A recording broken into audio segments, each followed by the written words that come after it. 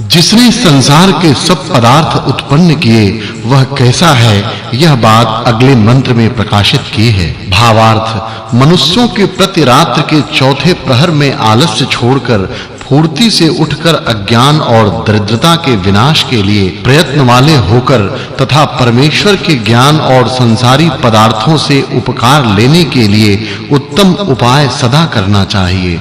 अगले मंत्र में वायु के कर्मों का उपदेश किया है। भावार्थ जो जल सूर्य व अग्नि के संयोग से छोटा-छोटा हो जाता है उसको धारण कर और मेघ के आकार का बना के वायु ही उसे फिर वर्षाता है, उसी से सबका पालन और सबको सुख होता है। उन पवनों के साथ सूर्य क्या करता है सो अगले मंत्र में उपदेश किया है। भावार्थ इस मंत्र में उपमा अलंकार है। जैसे बलवान पवन अपने वेग से भारी-भारी वृक्षों को तोड़-फोड़ डालते और उनको ऊपर नीचे गिराते हैं, वैसे ही सूर्य भी अपनी किरणों से उनका छेदन करता है।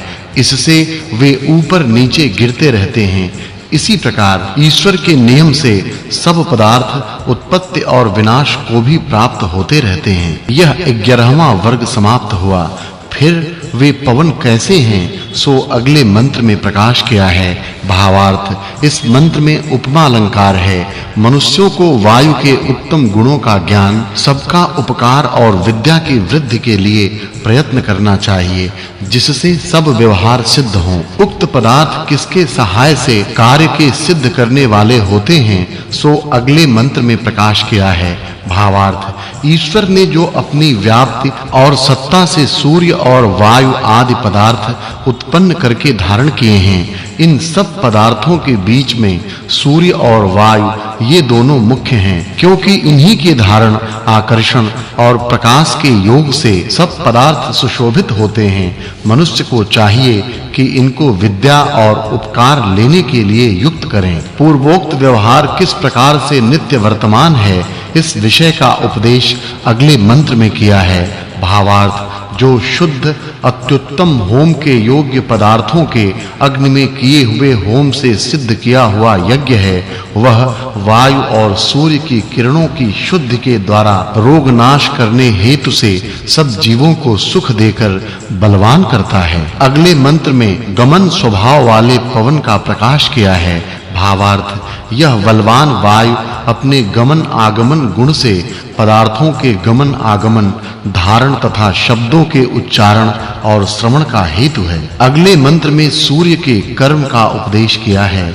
भावार्थ सूर्य की किरणें पृथ्वी में स्थित हुए जलादि पदार्थों को भिन्न-भिन्न करके बहुत छोटे-छोटे कर देती हैं। इसी से वे पदार्थ पवन के साथ ऊपर को चढ़ जाते हैं, क्योंकि वह सूर्य सब लोकों से बड़ा है। सूर्य और पवन से जैसे पुरुषार्थ की सिद्धि करनी चाहिए तथा वे लोक जगत में किस प्रकार से वर्तते रहते हैं और कैसे उनसे उपकार की सिद्धि होती है, इन प्रयोजनों से 5 सूक्त के अर्थ के साथ छठे सूक्तार्थ की संगति जाननी चाहिए। यह छठा सूक्त और 12वां वर्ग समाप्त हुआ। अब 7वें सूक्त का आरंभ है। इसमें प्रथम मंत्र के द्वारा इंद्र शब्द से 3 अर्थों का प्रकाश किया है। भावार्थ ईश्वर उपदेश करता है कि मनुष्यों को वेद मंत्रों के विचार से परमेश्वर, सूर्य और वायु आदि पदार्थों के गुणों को अच्छी प्रकार जानकर सबके सुख के लिए उनसे प्रयत्न के साथ उपकार लेना चाहिए। पूर्व मंत्र में इंद्र से कहे हुए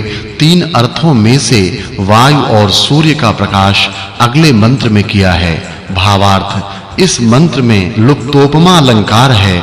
जैसे वायु के संयोग से वचन, श्रवण आदि व्यवहार तथा सब पदार्थों के गमन आगमन, धारण और स्पर्श होते हैं, वैसे ही सूर्य के योग से पदार्थों के प्रकाश और छेदन भी होते हैं। इसके अनंतर किसने किस लिए सूर्यलोक बनाया है सो अगले मंत्र में प्रकाश किया है। भावार्थ रचने की इच्छा करने वाले ईश्वर ने सब लोकों में दर्शन, धारण और आकर्षण आदि प्रयोजनों के लिए प्रकाश रूप सूर्य लोक को सब लोकों के बीच में स्थापित किया है। इसी प्रकार यह हर एक ब्रह्मांड का नियम है कि वह क्षण-क्षण में जल को ऊपर खींचकर पवन के द्वारा ऊपर स्थापन करके बार-बार संसार में वर्षाता है। इसी से यह वर्षा का कारण है। इंद्र शब्द के व्यवहार को दिखलाकर अब प्रार्थना रूप से अगले मंत्र में परमेश्वरार्थ का प्रकाश किया है। भावार्थ परमेश्वर का यह स्वभाव है कि युद्ध करने वाले धर्मात्मा पुरुषों पर अपनी कृपा करता है और आलसियों पर नहीं। इसी से जो मनुष्य जितेंद्रिय, विद्वान, पक्षपात को छोड़ने वाले शरीर और आत्मा के बल से अत्यंत पुरुषार्थी तथा आलस्य को छोड़े हुए धर्म से बड़े-बड़े युद्धों को जीत के प्रजा का निरंतर पालन करते हैं, वे ही महाभाग्य को प्राप्त होके सुखी रहते हैं। फिर भी उक्त अर्थ और सूर्य तथा वायु के गुणों का प्रकाश अगले मंत्र में किया है। भावार्थ इस मंत्र में श्लेषालंकार है, जो बड़े-बड़े भारी और छोटे-छोटे संग्रामों में ईश्वर को सर्वव्यापक और रक्षा करने वाला मान के धर्म और उत्साह के साथ दुष्टों से युद्ध करें तो मनुष्यों का अचल विजय होता है। तथा जैसे ईश्वर भी सूर्य और पवन के निमित्त से वर्षा आदि के द्वारा संसार का अत्यंत सुख सिद्ध किया करता है, वैसे मनुष्य लोगों को भी पदार्थों का निमित्त करके कार्य सिद्ध करनी चाहिए। यह 13वां वर्ग समाप्त हुआ।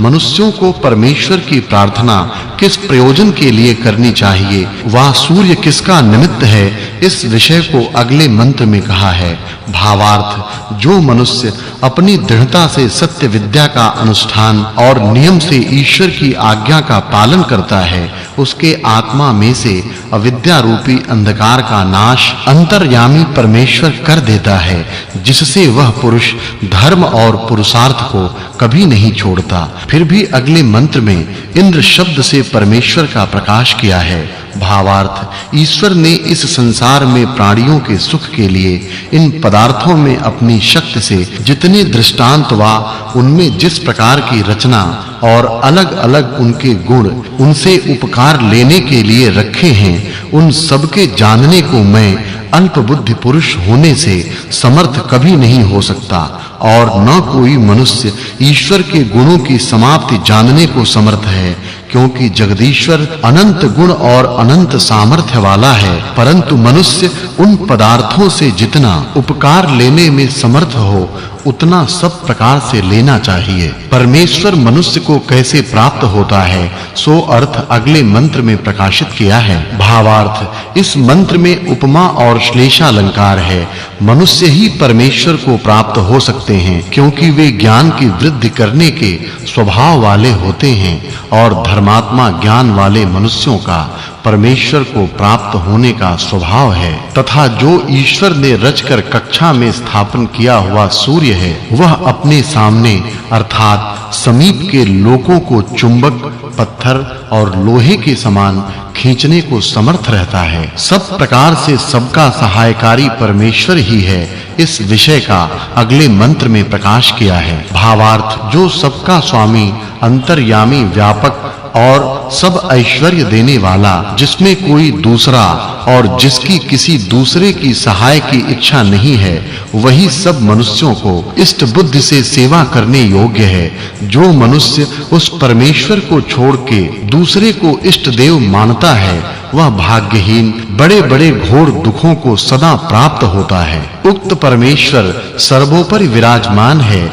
इस विषय का प्रकाश अगले मंत्र में किया है। भावार्थ ईश्वर इस मंत्र में सब मनुष्यों के हित के लिए उपदेश करता है। हे मनुष्यों, तुमको अत्यंत उचित है कि मुझे छोड़कर उपासना करने योग्य किसी दूसरे देव को कभी मत मानो, क्योंकि एक मुझको छोड़कर कोई दूसरा ईश्वर नहीं है।